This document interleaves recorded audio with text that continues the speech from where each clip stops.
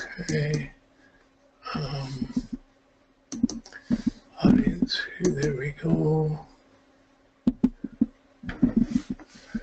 Should be okay. And starting this to here. Okay, good. Hi, Marika. I'm just getting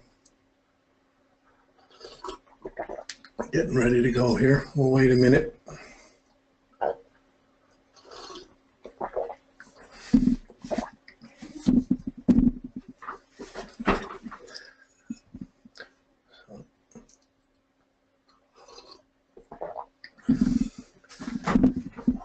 Okay, let's see. Here. Okay, and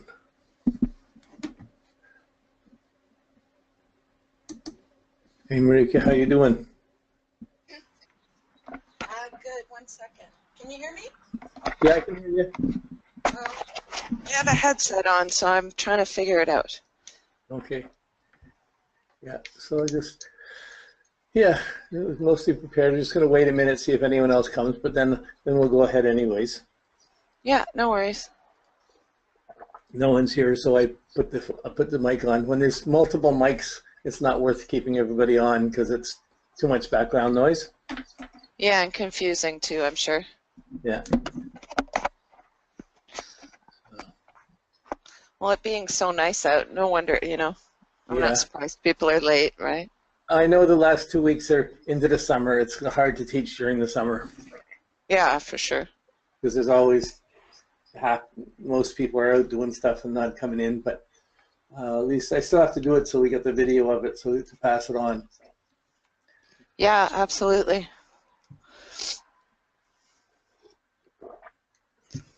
Okay. What are we doing today? We're working on aspects. We got this week and next week we got to finish all the aspects and then just kind of sum it up. Okay, and last time we did the moon only, I think. Yeah, we only got through the moon. Yep. It's the ongoing challenge because you can sink into any aspects for a while, you know? So well, yeah, of course. I mean, well, for your freaking lifetime you could. It's mostly getting focused on one planet at a time, which is my basic style anyways, is get the one planet at a time and watch the aspects to it, watch the sign, watch the houses, watch the things, and it develops a sort of layer of the information. When you take it one at a time, the information just lines up and comes to you. Yes. Yeah, I agree with that. Then you just have to give it credit for what it's saying. You know, like you just have to be able to hear, oh, there it is, oh, that's this, and then once you get it all kind of sort of familiar, then it stretches and changes to another level or another level of consciousness, and it keeps growing, but it's the same essential structure. Yeah, yeah. But man, when you do start putting it together and your mind starts bouncing and it goes how it is, I mean, it's such a, well, for me anyway, I mean, it's a mind twist.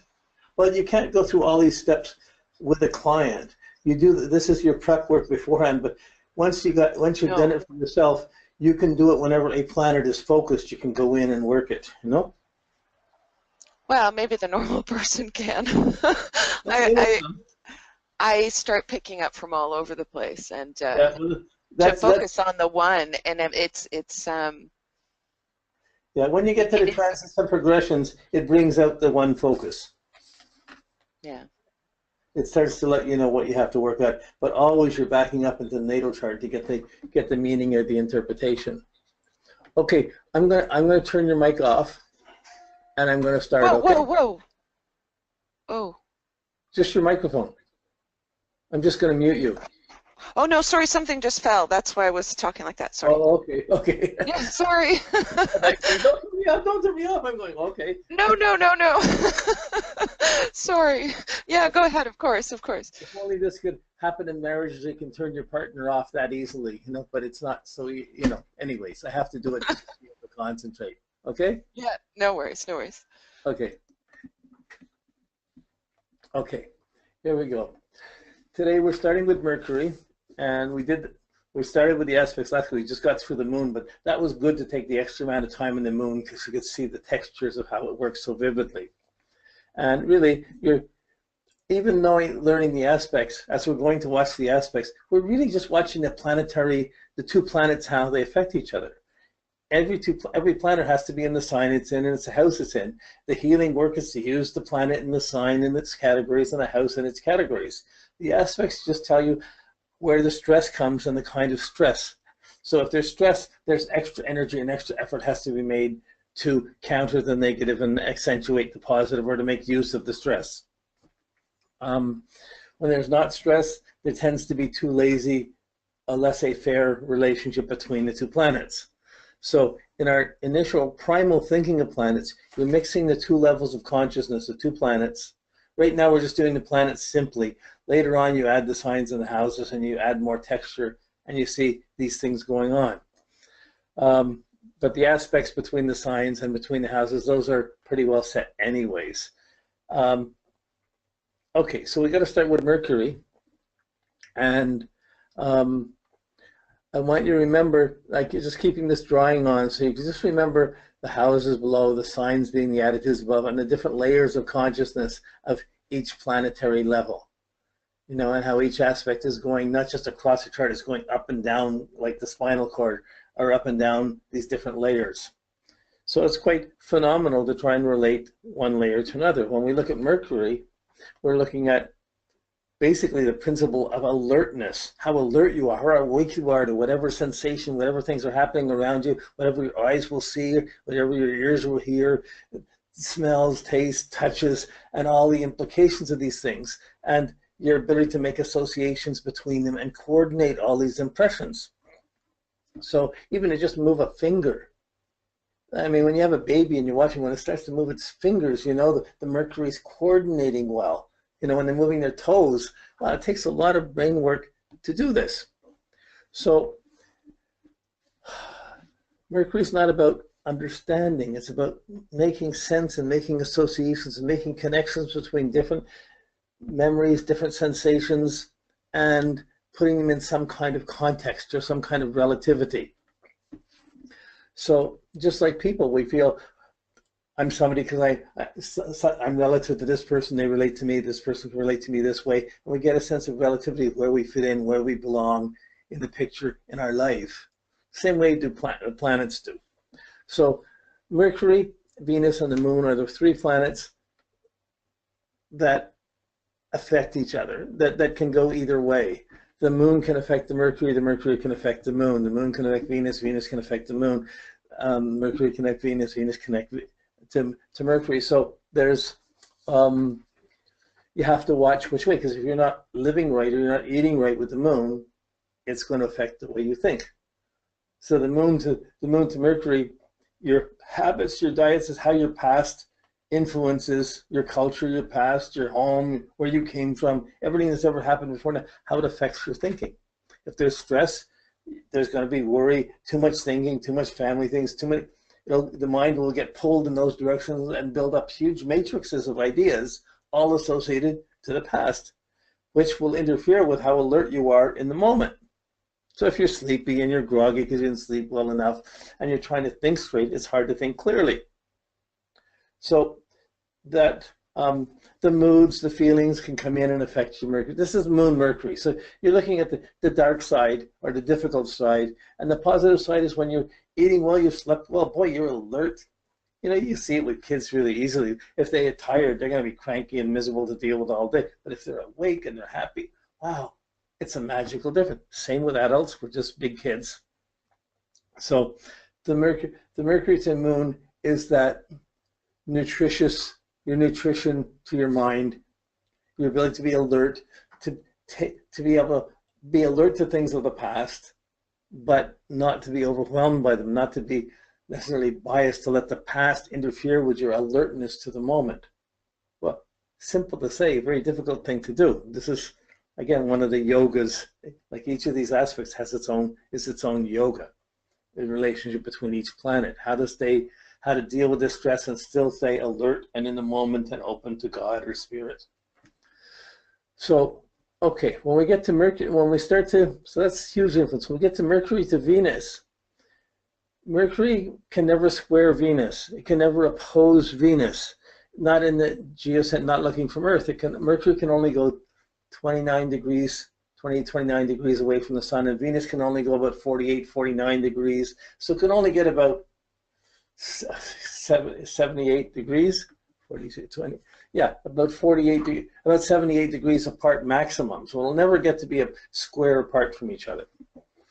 The main aspect, it can conjunct, Mercury and Venus can conjunct each other, it can sextile, and it can semi-square, half a square, which isn't really in our categories, but I'm going to apply it just in this case. So the conjunctions and the semi-squares are the stress factors.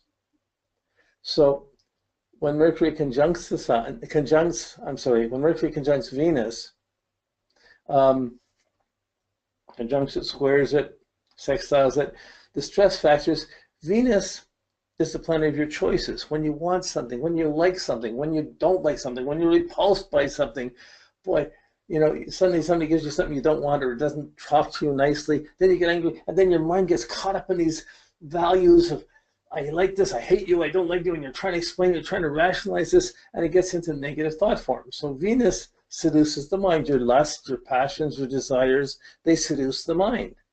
When we get what we want, boy, it's easy to talk. You sleep with someone, you're happy, you get together, you can talk so intimately about everything, the barriers go down. But we can't talk, we don't usually talk to God or Spirit that way. We don't trust that much with the whole package. Okay, so, but, you know, if you're vain or you think you want too much, whenever there's a problem with Venus, if there's this aspect to Mercury, a conjunction or a semi-square, you're going to have problems expressing what you want. You're going to be thinking too much about what you want. The lust will affect it. The envy will affect it. The repulsion will affect it. The disgust will affect it. The good taste will affect it. It could be just a vanity of always trying to charm to get what you want. And it can make one superficial. It can make thinking lazy. Why talk if I'm not being appreciated? There's so many. These are two inner planets. They're very mysterious things to see.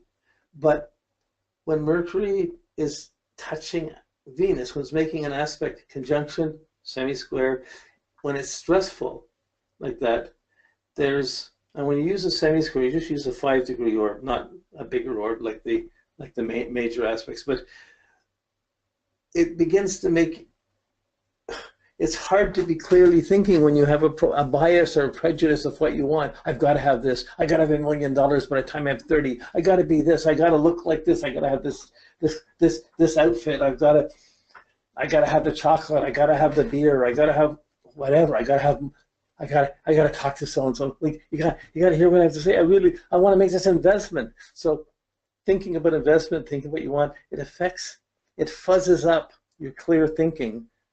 So our desires and what we want tends to diminish our detachments and emotionally charges our thinking, so we can't be quite rational.